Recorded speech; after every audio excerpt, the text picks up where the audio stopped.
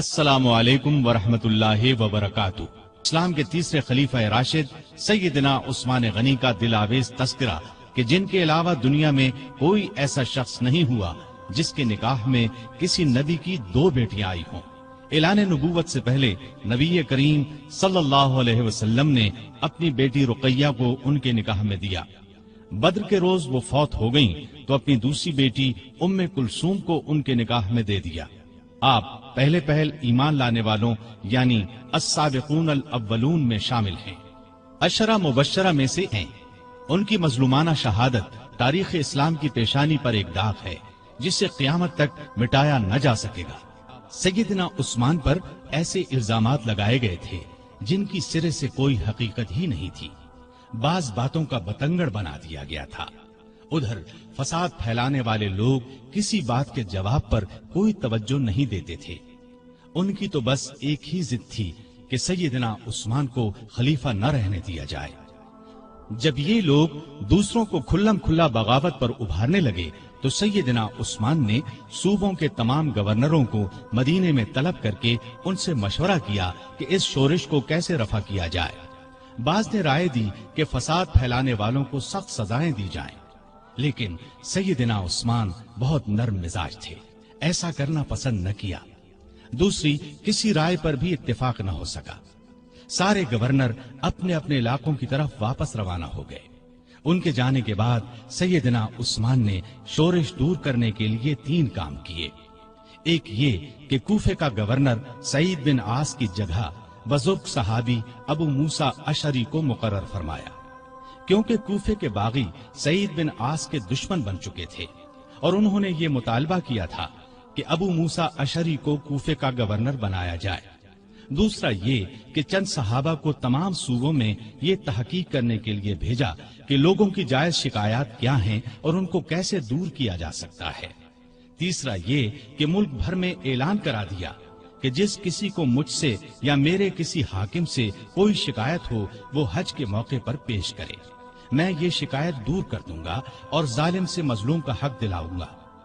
جس وقت سیدنا عثمان حالات کو سدھارنے کی یہ کوششیں فرما رہے تھے، عین اس وقت دوسری طرف مصر، کوفہ اور بصرہ کے سازشی لوگوں نے آپس میں خطوط لکھ کر خفیہ طریقے سے طے کیا کہ اچانک مدینے پہنچ کر سیدنا عثمان سے تلوار کے زور پر اپنے مطالبات منوائے جائیں۔ آخر یہ لوگ جن کی تعداد ہزاروں میں تھی ایک ہی وقت مدینے پہنچے۔ شہر سے 2-3 میل دور پڑاؤ ڈالا۔ پہلے ان لوگوں نے مدینے کے سب سے بزرگ صحابہ علی، طلحہ، زبیر اور سعد بن ابی وقاص رضی اللہ عنہم کو اپنے ساتھ ملانے کی کوشش کی، لیکن چاروں نے ان کا ساتھ دینے سے انکار کر دیا۔ اس کے بعد سیدنا علی جناب عثمان کی طرف سے باغیوں کے پاس گئے اور ان کے ایک ایک الزام کا جواب دے کر انہیں واپس جانے کی ترغیب دی، ساتھ ہی انہیں یقین دلایا کہ سیدنا عثمان تمہارے جائز مطالبات ماننے کے لیے تیار ہیں۔ اس پر سارے باغی واپس جانے پر رضامند ہو گئے اور اپنے اپنے علاقے کی طرف روانہ ہو گئے۔ اس واقعے کو چند ہی روز گزرے تھے کہ ایک دن مدینے کی گلیاں گھوڑوں کی ٹاپوں اور انتقام انتقام کی آوازوں سے گونج اٹھی۔ لوگ گھبرا کر باہر نکلے۔ انہوں نے دیکھا کہ مصری باغیوں کی جماعت پھر واپس آ گئی ہے۔ سیدنا علی آگے بڑھے اور ان سے واپس آنے کا سبب پوچھا تو انہوں نے جواب دیا کہ ہم واپس جا رہے تھے، راستے میں ایک شخص کو دیکھا جو مدینے کی طرف سے آ رہا تھا اور بڑی تیزی سے مصر کی طرف جا رہا تھا۔ ہمیں اس کی چال ڈھال سے شبہ گزرا، روک کر اس کی تلاشی لی تو اس کے پاس سے ایک خط ملا۔ وہ خط مصر کے گورنر کے نام تھا۔ خط امیر المومنین عثمان کی طرف سے تھا۔ اس میں انہوں نے لکھا تھا کہ جو لوگ مدینے سے مصر واپس آ رہے ہیں ان سب کو قتل کر دیا جائے۔ خط پر سیدنا عثمان کی مہر بھی لگی تھی۔ اس خط کو دیکھ کر ہم نے سمجھ لیا کہ ہمارے ساتھ دھوکہ کیا جا رہا ہے، اب ہم اس دھوکے کا انتقام لینے کے لیے واپس آئے ہیں۔ جب یہ معاملہ سیدنا عثمان غنی رضی اللہ عنہ کے سامنے رکھا گیا تو وہ بہت حیران ہوئے اور قسم کھا کر کہا، نہ میں نے یہ خط لکھا نہ کسی سے لکھوایا۔ اس پر لوگوں نے خیال ظاہر کیا کہ یہ خط سیدنا عثمان کے مشیر مروان بن حکم نے ان کی اجازت کے بغیر لکھا ہے۔ ادھر باغی تو فساد پر تلے ہوئے تھے۔ انہوں نے کہا خط چاہے کسی نے لکھا ہو، اس کے ذمہ دار خلیفہ ہی ہیں، اس لیے وہ خلافت سے الگ ہو جائیں۔ اسی دوران میں کوفہ اور بصرہ کے لوگ بھی واپس آ گئے۔ ان سے پوچھا گیا کہ تم لوگوں کے راستے تو الگ الگ ہیں، پھر تم کس طرح راستے سے پلٹ آئے ہو؟ انہوں نے کوئی جواب نہ دیا اور مصریوں میں شامل ہو گئے۔ سیدنا عثمان غنی رضی اللہ عنہ نے باغیوں کو جواب دیا، جب تک مجھ میں جان ہے خلافت سے الگ نہیں ہوں گا۔ میں تمہاری ہر جائز شکایت کو دور کرنے کے لیے تیار ہوں، لیکن تمہارے کہنے سے خلافت کی قمیص کو نہیں اتاروں گا، اس لیے کہ یہ قمیص مجھے اللہ نے پہنائی ہے، اور مجھے رسول اللہ صلی اللہ علیہ وسلم نے فرمایا تھا کہ اللہ تعالیٰ تجھے قمیص پہنائے گا، پھر اسے اتارنے کے لیے لوگ آئیں گے تو اسے نہ اتارنا۔ میں نہ تو تلوار کے زور پر خلیفہ بنا تھا اور نہ کوئی تلوار کے زور پر مجھے خلافت سے الگ کر سکتا ہے۔ میں رسول صلی اللہ علیہ وسلم کی وصیت کے مطابق آخری دم تک صبر کروں گا۔ ان کا یہ جواب سن کر سارے باغی آگے بڑھے اور امیر المؤمنین سیدنا عثمان غنی کے گھر کو گھیرے میں لے لیا۔ باغیوں نے ان کے گھر کو کئی دن تک گھیرے میں رکھا۔ ان دنوں میں ان ظالموں نے بہت گھٹیا حرکات کی، ان کے گھر میں پانی اور خوراک تک جانے سے روک دیا۔ ایک روز ام المؤمنین سیدہ ام حبیبہ رضی اللہ عنہا نے کھانے پینے کی کچھ چیزیں لے کر سیدنا عثمان غنی تک جانے کی کوشش کی، لیکن ظالم باغیوں نے ان کی بے ادبی کی اور آگے نہ جانے دیا۔ ایک روز سیدنا علی رضی اللہ عنہ نے اپنے چند آدمیوں کے ذریعے پانی کی 3 مشکیں بھجوائیں۔ ان آدمیوں کو باغیوں نے روکا، لیکن وہ لڑ بھڑ کر اور کئی زخم کھا کر پانی کی مشکیں اندر لے جانے میں کامیاب ہو گئے۔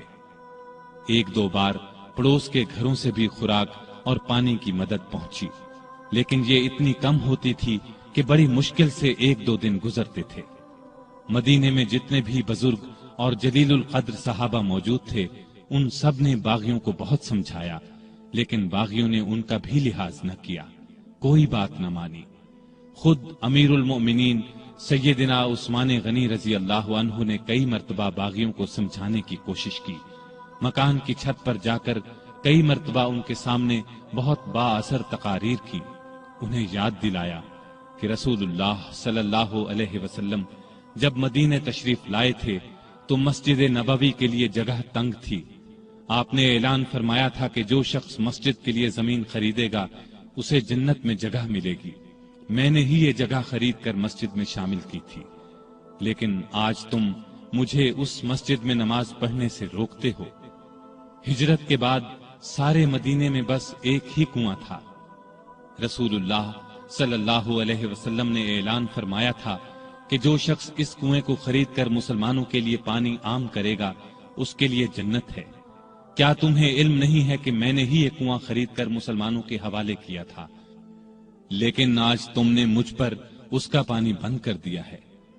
رسول اللہ صلی اللہ علیہ وسلم کے ساتھ میرا کیا تعلق تھا، کیا تم یہ بھی نہیں جانتے؟ ان کی یہ تمام باتیں بھی پتھر دل باغیوں کو ہلا نہ سکی۔ ان ظالموں نے امیر المؤمنین کے مکان کو آنے والے تمام راستوں پر پہرے بٹھا دیے تاکہ مدینے کے لوگ ان کی مدد کو نہ پہنچ سکیں۔ پھر بھی 700 بہادر مسلمان ہتھیار لگا کر کسی نہ کسی طرح سیدنا عثمان غنی رضی اللہ عنہ کے پاس پہنچ گئے اور امیر المؤمنین سے کہا، اگر آپ اجازت دیں تو ہم ان باغیوں سے لڑیں۔ اس پر عثمان غنی رضی اللہ عنہ نے فرمایا، میں تم لوگوں کو اللہ کا واسطہ دیتا ہوں کہ کوئی شخص میرے لیے اپنا خون نہ بہائے۔ اس پر چند نوجوانوں کے سوا نہ چاہتے ہوئے بھی باقی لوگ واپس چلے گئے۔ سیدنا عثمان غنی رضی اللہ عنہ نے یہ بھی پسند نہ فرمایا کہ رسول اللہ صلی اللہ علیہ وسلم کے شہر کو چھوڑ کر کسی دوسرے شہر چلے جائیں۔ وہ تمام مصیبتیں صبر اور شکر سے برداشت کرتے رہے، لیکن گوارا نہ کیا کہ لوگ ان کی خاطر ایک دوسرے کا خون بہائیں۔ ادھر مدینے میں یہ ہو رہا تھا، ادھر مکے میں حج ہو رہا تھا۔ اکثر لوگ حج کے لیے گئے ہوئے تھے۔ باغی بھی یہ سوچ رہے تھے کہ حج کے بعد لوگ مدینے کا رخ کریں گے اور موقع ہاتھ سے نکل جائے گا۔ چنانچہ وہ سیدنا عثمان کے قتل کا مشورہ کرنے لگے۔ سیدنا عثمان کو ان کے ارادے کی خبر ہوئی تو انہوں نے مکان کی چھت پر کھڑے ہو کر باغیوں کے سامنے یہ تقریر کی: لوگو، آخر تم مجھے کس جرم میں قتل کرنا چاہتے ہو؟ اسلام 3 صورتوں کے علاوہ کسی مسلمان کے قتل کرنے کی اجازت نہیں دیتا۔ یا تو وہ اسلام لانے کے بعد اس سے پھر جائے، یا شادی کے بعد بدکاری کرے، یا کسی کو جان بوجھ کر قتل کرے۔ اللہ کی قسم، میں نے ان تینوں میں سے کوئی گناہ نہیں کیا، پھر تم میرے خون کے پیاسے کیوں ہو؟ باغیوں پر اس تقریر کا بھی کوئی اثر نہ ہوا۔ انہوں نے 18 ذوالحج 35 ہجری کو امیر المومنین کے مکان پر حملہ کر دیا۔ گھر کے بڑے دروازے پر حسن بن علی، عبداللہ بن زبیر، محمد بن طلحہ رضی اللہ عنہم اور کچھ دوسرے نوجوان پہرا دے رہے تھے۔ انہوں نے باغیوں کا زبردست مقابلہ کیا اور زخم کھا کر بھی انہیں اندر داخل نہ ہونے دیا۔ اب 4 باغی ساتھ کے ایک مکان کے ذریعے دیوار پھاند کر اندر داخل ہو گئے۔ اس وقت سیدنا عثمان روزے سے تھے اور قرآن پاک کی تلاوت کر رہے تھے۔ ظالموں نے لوہے کی ایک سلاخ، نیزے اور تلوار سے ان پر وار کیے۔ ان کی زوجہ محترمہ سیدہ نائلہ انہیں بچانے کے لیے آگے بڑھیں تو تلوار کے وار سے ظالموں نے ان کی انگلیاں کاٹ دیں۔ اس طرح ظالموں نے 82 سالہ نہت امیر المومنین سیدنا عثمان رضی اللہ عنہ کو شہید کر دیا۔ انا للہ و انا الیہ راجعون۔